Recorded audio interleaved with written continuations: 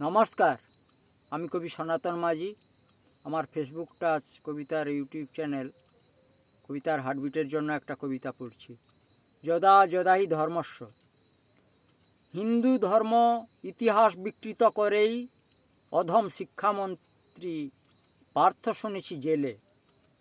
শিশুরা উঠত শিক্ষণ দড়ি ধরেই, পাঠ্যপুস্তকে অবহেলা ঢের মেলে।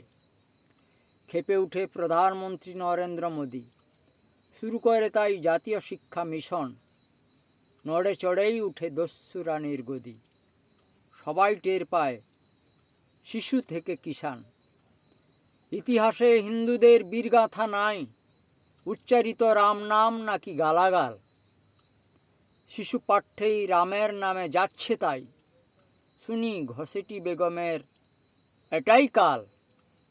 হিন্দুদের ভাবাবেগ নিয়ে খেলে দস্যু রানী, শ্রমিক ভাট আসে দেবেই ধান ভানি।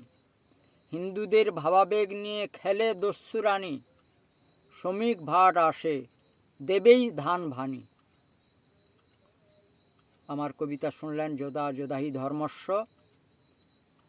এই কবিতার হার্টবিট চ্যানেলটাকে সাবস্ক্রাইব করে দেবেন, লাইক শেয়ার করে দেবেন। আমি আরও কবিতা পড়ব। জয় হিন্দ।